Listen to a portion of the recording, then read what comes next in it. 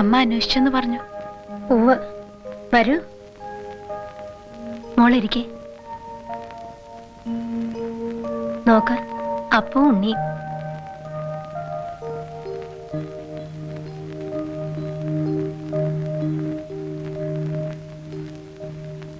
ഒന്നിനെ അങ്ങ് നേരത്തെ കൊണ്ടുപോകുന്നുള്ളത് കൊണ്ടായിരിക്കാം ഭഗവാൻ ഇങ്ങനെ രണ്ടാളെ ഒരേപോലെ സൃഷ്ടിച്ചത്. പക്ഷെ എനിക്ക് രണ്ടാളെ ഒന്നായിട്ടേ തോന്നിയിട്ടുള്ളൂ. അപ്പൂന് തരാൻ പറ്റാതായി പോയ സന്തോഷം കൂടി ഇനി ഉണ്ണിയുടേന്ന് കിട്ടുമെന്നൊരാശ. അതൊക്കെ ഓർത്തിട്ടാ അമ്മയുടെയും മറ്റുള്ളവരുടെയും മനസ്സിൽ ഇങ്ങനെ ഒരു മോഹം തോന്നിയത്. ഡോക്ടർ മോള് പറഞ്ഞില്ലേ? അമ്മേ, അത് ഉണ്ണിയേട്ടൻ. ഉണ്ണിക്ക് ഇഷ്ടാവില്ലെന്നാ മോള് പറയണേ? നല്ല കഥ. അവന്റെ കാര്യത്തിൽ എനിക്ക് വിശ്വാസ. അമ്മേ, അതല്ല, എനിക്കത് കഴിയില്ല. എന്താ മോളെ? അത് അമ്മേ, മനസ്സില് മോൾക്ക് വെച്ചിരിക്കുന്ന ഒരു സ്ഥാനമുണ്ട്. അവിടെ വേറെ ആരെയും സങ്കല്പിക്കാൻ കഴിയില്ല. മറുത്തൊന്നും പറയരുത്. ഈ വീടിന് വിളക്കായി നീ എന്നും ഇവിടെ വേണം. എന്താ അമ്മയും മോളും കൂടി ഒരു സ്വകാര്യം? ഞാൻ മോളോട് പറയായിരുന്നു ഉണ്ണിയുടെ കാര്യം. ആഹാ, അതിന് സമയം എത്ര കിടക്കുന്നു? ഈ ജാനുവേട്ടത്തേക്ക് എന്തിനും ധൃതിയാ? അതിന് നന്ദ എവിടെങ്കിലും പോകുന്നു ഇത്രയും തിരക്കൂട്ടാൻ? ജാനുവേട്ടത്തെ വലിയേട്ട അന്വേഷിക്കുന്നുണ്ടായിരുന്നു.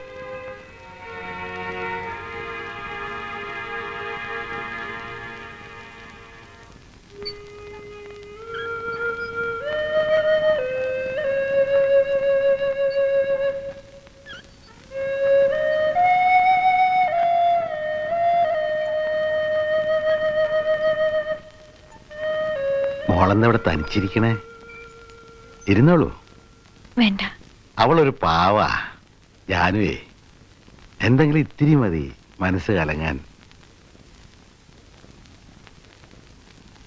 ഇനിയിപ്പോ ഉണ്ണി ഒരുത്തനല്ല അവൾ പ്രതീക്ഷകൾ മുഴുവൻ വെച്ചിരിക്കുന്നത്. അവനൊരു വിവാഹം കഴിച്ച് ഭാര്യയും കുഞ്ഞുങ്ങളൊക്കെ ആയിട്ട് സന്തോഷമായിട്ട് കഴിയുന്ന കാണാനാ അവള് ജീവിച്ചിരിക്കുന്നത് തന്നെ. മോളെ കണ്ടിട്ടാണ് ഈ ആശകളെല്ലാം. മോഹിക്കുമ്പോഴൊന്നും നടക്കില്ല എന്നൊരു തോന്നലുണ്ടായാൽ മതി അവള് തകരാൻ.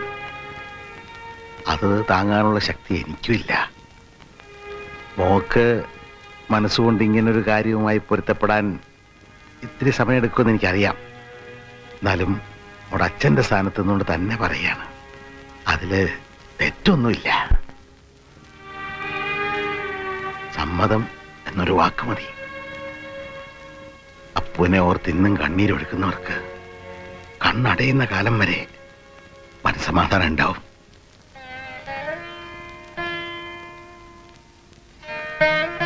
എനിക്കറിയാം ആരെയും വേദനിപ്പിക്കാൻ എന്റെ മോക്കാവില്ല. എനിക്കറിയാം.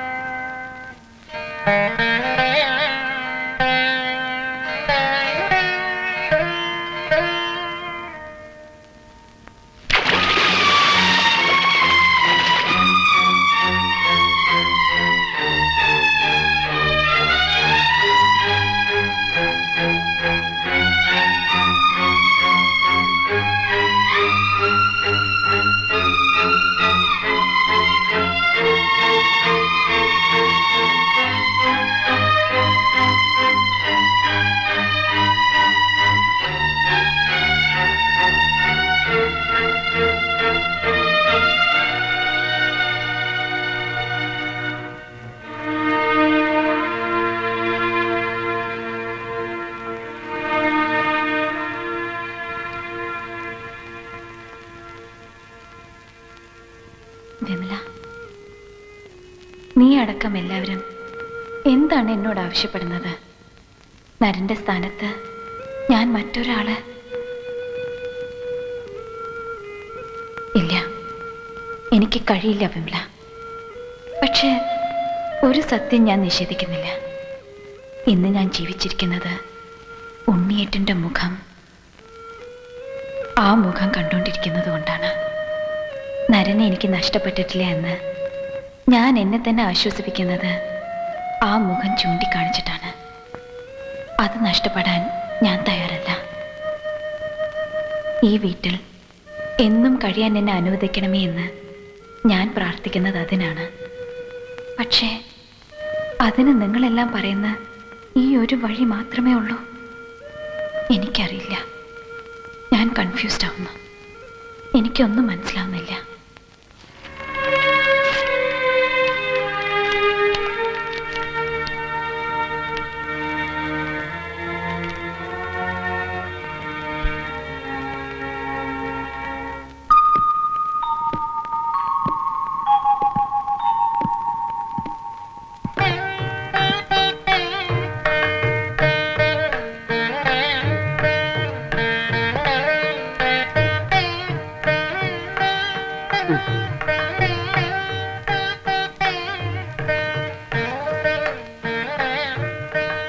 ജാനുവേ, ഇത് മോളുടെ കഴുത്തിൽ വന്നിട്ട് കൊടുത്തേ.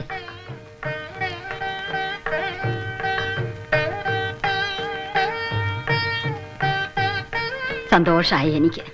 അപ്പൂന്റെ ഉണ്ണിയുടെയും ഭാര്യമാരായി വരുന്ന കുട്ടികൾക്ക് വേണ്ടി അമ്മ സൂക്ഷിച്ചു വെച്ചിരുന്നതാ 2 കാശുമാല. അതിലൊന്നും നന്ദമോളുടെ കഴുത്തിൽ ചേരണമെന്ന് തന്നെയാ വിധി. ഇനിയുള്ള ഒരു മാല ഉണ്ണി ഇവളും കൂടെ ഒരു പെൺകുഞ്ഞിനെ എന്റെ കൈ തരുമ്പം അവൾക്ക് കൊടുക്കാനുള്ളതാ. എന്നിട്ട് എന്റെ കണ്ണടയും.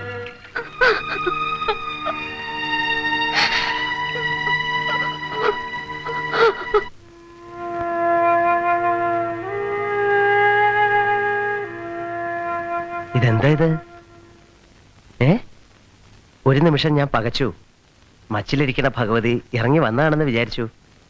ശ്രീത്വം എന്ന് പറയണത് മുഖത്തുനിന്ന് കോരിയെടുക്കാം. ഒന്ന് തൊഴുതോട്ടെ ദേവിയെ.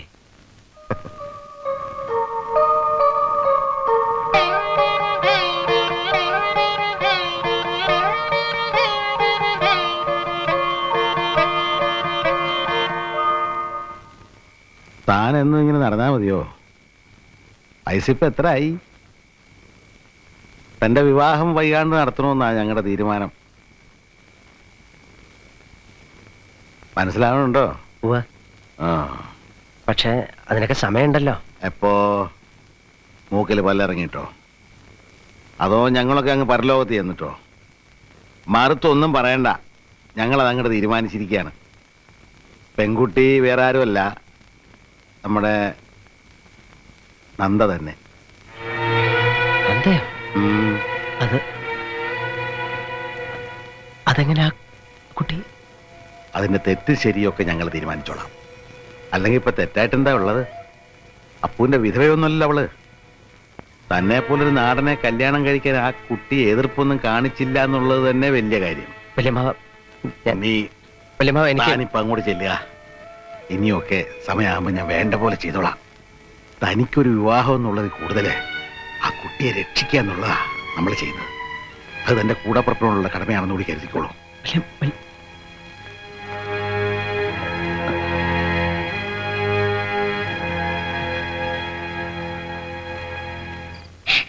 നിനക്ക് എന്താ കുട്ടിയെ, ഭ്രാന്തുണ്ടോ? ഞാൻ ഇതിന് തിരയാൻ സ്ഥലം ബാക്കിയില്ല. ഒടുക്കം നോക്കുമ്പോഴല്ലേ കുളിപ്പുരയിൽ ഒന്നിരുന്ന് നിലവിളിക്കുന്നു. എന്താന്ന് ചോദിച്ചിട്ട് മിണ്ടുന്നില്ല.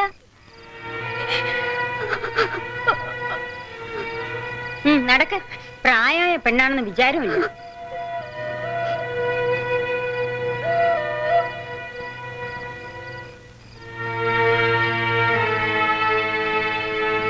ഉണ്ണി, നീ എന്തായി പറയണേ?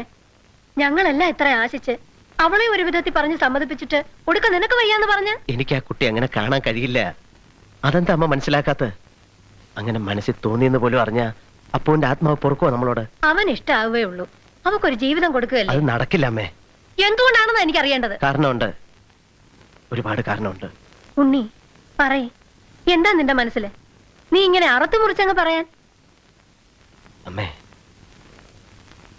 ഞാൻ മോഹം കൊടുത്ത് എന്നെ മാത്രം വിശ്വസിച്ച് കാത്തിരിക്കുന്ന ഒരു പെൺകുട്ടിയുണ്ട്. എനിക്കൊരു വിവാഹം ഉണ്ടെങ്കിൽ അത് അവളുമായിട്ടേ ഉണ്ടാവും. ആരാ അത്? പറയൂ ഉണ്ണി. ഭദ്ര. എന്താ എന്താ നീ പറഞ്ഞേ? സത്യമാണ് അമ്മേ, എനിക്ക് അവളെ ചതിക്കാൻ കഴിയില്ല. എന്റെ ദേവി, ഇക്കാരം പറയാ നീ? ബാല്യക്കാരി പെണ്ണിനെ കല്യാണം കഴിച്ച എല്ലാവരുടെയും മുഖത്ത് കരിവാരി തേക്കാനാ നിന്റെ ഭാവം. നടക്കില്ല ഉണ്ണി, നടക്കില്ല. അമ്മേ, എല്ലാം എനിക്കറിയാം. പക്ഷെ തറവാടിന്റെ സൽപ്പേരിനേക്കാളും ആരുടെ അഭിമാനത്തെക്കാളും എനിക്കിപ്പോ കാര്യം ആ പാവം പെൺകുട്ടിയുടെ ജീവിതമാണ്. ഓർക്കാൻ വയ്യാത്ത നാണക്കേടായി തോന്നുകയാണെങ്കിൽ ഞാൻ അവളെ വിളിച്ചോണ്ട് എങ്ങോട്ടെങ്കിലും പൊയ്ക്കോളാം. പാല് തന്ന കൈക്ക് തന്നെ കൊത്തിയല്ലടി. സകലരെയും മാനം കെടുത്താനായിട്ട് ഒരുമിട്ട് ഇറങ്ങിയിരിക്കാ നീ. മിണ്ടട്ടാ, കൊത്തി അരിയാനുള്ള കലി കയറുന്നുണ്ട് എനിക്ക്. ചെല്ല്, അകത്തോട്ട് വിളിക്കണ്ട്. അങ്ങോട്ട് ചെല്ലാൻ.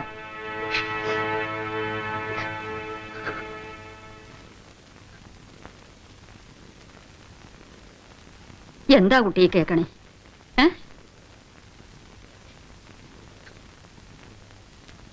മുഖത്ത് നോക്കടി, അശ്രീകരം.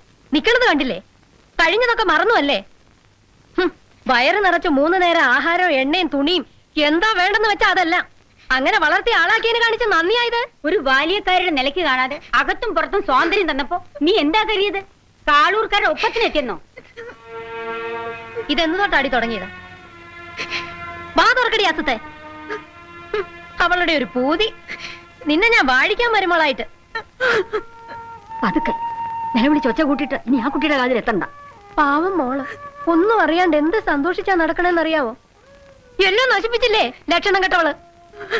ഉണ്ണിയോട് ഇനി മിണ്ടുന്നത് കണ്ടാലുണ്ടല്ലോ, ഓടിയപ്പുറത്ത്.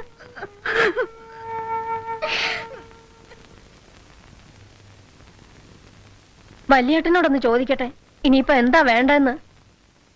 പുറത്ത് 4 ആളറിഞ്ഞിട്ട് ചിരിക്കാൻ വകയുള്ളൊരു പോക്കണം കേട് കാളൂർ തറവാട്ടിൽ ഇന്നേ വരെ ഉണ്ടായിട്ടില്ല. അങ്ങനെ ഉണ്ടാവാൻ എന്റെ ജീവനുള്ള കാലത്തോളം ഞാൻ അനുവദിക്കില്ല. ചവിട്ടി പുറത്താക്കേണ്ട സമയം കഴിഞ്ഞ മുദേവിയെ. എന്താടോ മിടിച്ചു നിൽക്കണേ? താൻ ഒരുത്തനായിട്ട് ഉണ്ടാക്കി വെച്ചതാ ഇതെല്ലാം. എന്താ വേണ്ടെച്ച പറയാ. അതിനെ വിളിച്ച് പുറത്തിറക്കി പടിയടക്കണോ? അങ്ങനെ ചെയ്യാം. പക്ഷേ കൂടെ ഉണ്ണിയും കൂടി പോവില്ല എന്ന് എന്താ ഉറപ്പ്? കാല് ഞാൻ തല്ലി ഓടിക്കും. എന്റെ സ്വഭാവം ശരിക്കും അറിയാം. ഉണ്ണി ചെറിയ കുട്ടിയൊന്നും അല്ല. എന്നുവെച്ച് എന്ത് ധിക്കാരമാകാന്നോ?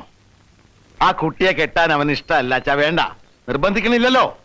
പകരം ബാല്യക്കാരുടെ കൂടെ പൊറുക്കാനാണ് ഭാവം എങ്കിൽ നടക്കില്ല. നാടുവോ നടത്തില്ല.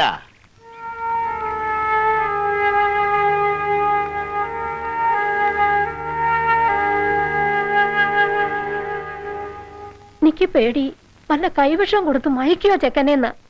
ഇവറ്റയൊക്കെ ചെയ്യും. പിടികിട്ടിയാ പുളിങ്ങമ്മല്ലേ? ആ വള്ളിക്കാട്ടെ പണി. എന്താമ്മേ, എല്ലാറ്റ മുഖത്ത് എന്തോ ഒരു പ്രശ്നമുള്ളതുപോലെ. ഒന്നുമില്ല മോളെ.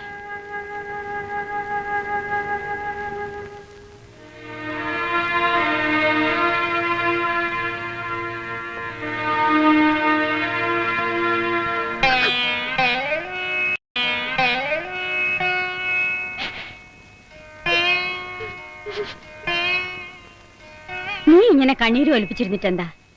നേരത്തെ ആലോചിക്കണ്ടായിരുന്നോ? നടക്കാത്ത മോഹങ്ങൾ മനസ്സിൽ കുറിച്ചു തുടങ്ങുമ്പോഴേ നുള്ളിക്കളയണം. വലിയ വീടുകളിലൊക്കെ പണിക്ക് നിൽക്കുമ്പോ അവിടുത്തെ ആൺകുട്ടികൾ ചിലപ്പോ ഇഷ്ടാണ്, കല്യാണം കഴിക്കാം എന്നൊക്കെ പറഞ്ഞെന്ന് വരും. അത് കണ്ണു അടച്ചങ്ങ് വിശ്വസിക്കാന്ന് വെച്ചാ ഉണ്ണിയുടെ മനസ്സിൽ ദുഷ്ടവിചാരം ഒന്നും ഇല്ലായിരുന്നുണ്ട് വേറെ കുഴപ്പമൊന്നും ഉണ്ടായില്ലല്ലോ. എല്ലാം അങ്ങോട്ട് മറന്നിട്ട് എവിടെ ആയാലും മാനം മര്യാദയ്ക്ക് കഴിയാൻ നോക്ക്. ദാ കണക്കൊന്നും നോക്കിയിട്ടില്ല. ഇനി നോക്കിയാലും കൂടുതലേ കാണും. ദാ ഇത്തിരി പഴയതാണെങ്കിലും നിനക്ക് കുറച്ചുകാലം കൊടുക്കാം. ഇതിന്റെ ഒരു ചൂടും പോകെ അടങ്ങിട്ടേ നീ ഇടയ്ക്ക് ഇതിലേ വാ. ഞാൻ വലിയേട്ടനോട് പറഞ്ഞേ എന്തെങ്കിലും മേടിച്ചു തരാം.